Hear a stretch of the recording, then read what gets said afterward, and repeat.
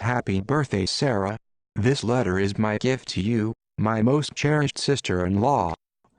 I wanted to write you as a friend, and a true friend can be more challenging at times than the others out there. We have known each other a long time, and I have always been proud to call you my sister-in-law and an old friend.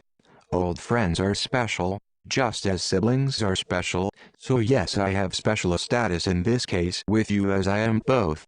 Old friends and siblings can see the larger arc in life between each other and are certainly not confined to or handicapped by the modern trading cards of virtual space.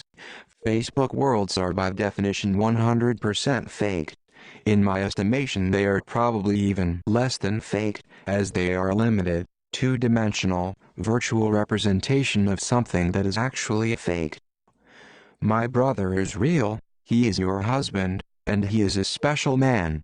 He is not a fake, he has proven that over time. Not only has my brother stood by you, but he stood by you the minute he met you, the minute he met you in true reality. This reality I speak of is very important. I can remember living in reality with him in Berkeley.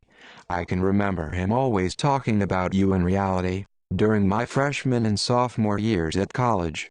He talked about the true you, he sung your actual praises, from his actual meeting with you in real life.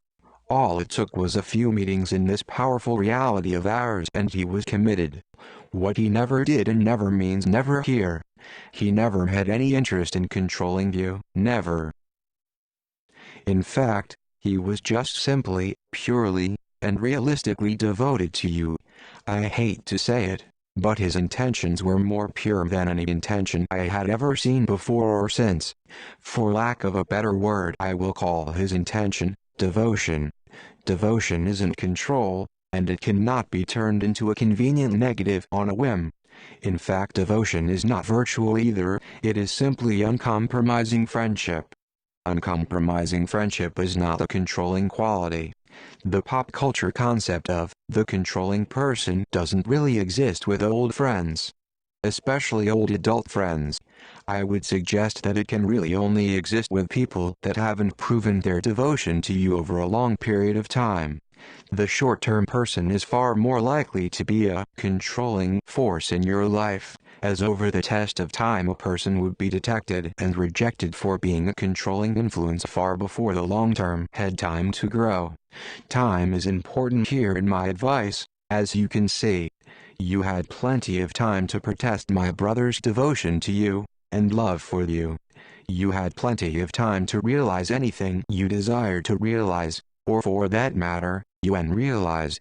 You had plenty of time to exit true reality before you created the most amazing family I have ever seen, with my brother, in reality. You had plenty of time to unrealize how fantastically devoted and pure of heart my brother is before the fake book tried to destroy your family in reality.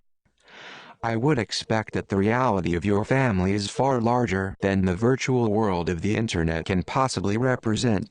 In fact, I don't think the digital world could represent it ever. Thus it stands to reason that it must be incredibly hard to represent the value of your family virtually. There is no trading card equal to this family, or any family on the internet. Do you think any friend, or person on the internet, has any right to control what happens in your reality, in your real family? Do you think that a virtual friend can ever interpret your true reality, and offer support or dissent accordingly, and justly? The answer is an obvious no. Only a non-virtual, and long-term friend can get near enough to your reality and inhabit that reality with you. In the video game, virtual people are constantly destroyed, and they then reappear. The same goes for your average Facebook profile, pulled down, and recreated as life goes on around it.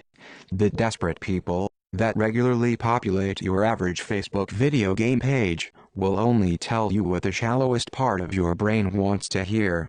They are the nicotine of the unreality, they are the anti-reality, as most gamers actually are, the lotus eaters of our time. It's not to say that the virtual friends' virtual intentions are always bad, but they don't have the data that reality is based on.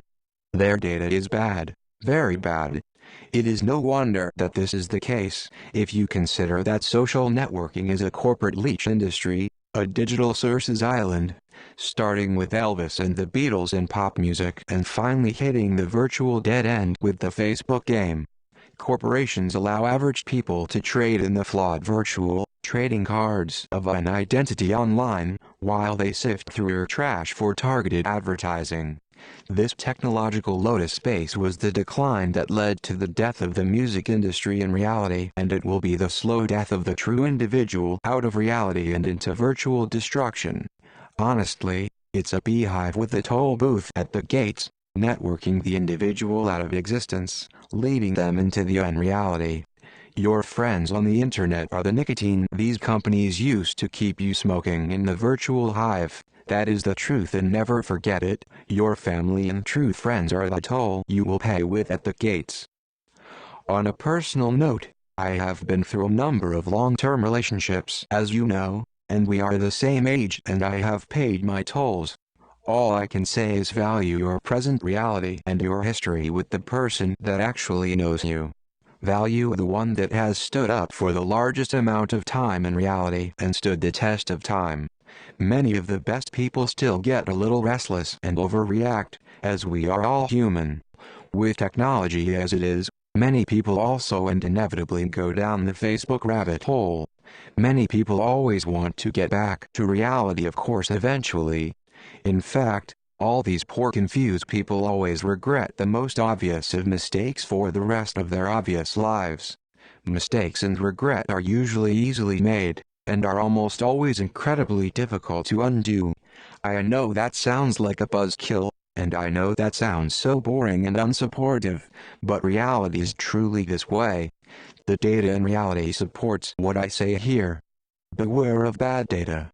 Reality is sharp, and harsh, and heavy, not to be undervalued, and misrepresented at the whim of a lotus eater. My advice: the newer the friend, the less you should ever listen or trust their advice or encouragement. The newer the friend, the more valuable the old friend becomes. As an old friend, I challenge you to pursue a good life. I challenge you to cut the video game addiction out. I challenge you to get an actual job in the playing field of reality and value the reality of yourself and your lovely family. And finally, I challenge you to value my brother.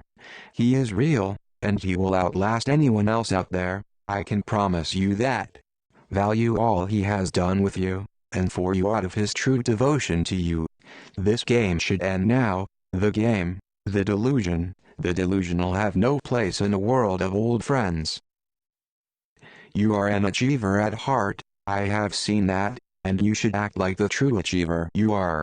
Reality is calling you, Sarah. Time to leave your momentary stop on Circe's Island. Reality would like you to come back and partake, come back and breathe more of the air that has some weight to it. Weight is good, gravity is good. Anybody who says otherwise is full of shit. The chorus of the cowards of control will try to suck you into the virtual hole they inhabit. Boredom is the lotus eater's motivation. I will expect you to rise to the challenge of self-determination, the challenge presented to you after being cut from the umbilical cord from birth, the freedom of sorting this all out in a realistic way. Not out of controlling you but out of challenging you. A challenge built out of respect for your potential achievements as a serious individual, and not as a clown-pumping social media deviant corporate tool. Come breathe the heavy air, embrace the real. Darkness and light are all just different points in time, along the cycle of reality. P.S. Would love to talk anytime, but you will have to find me diligently working creatively in reality. No social media for me, thanks. Happy face.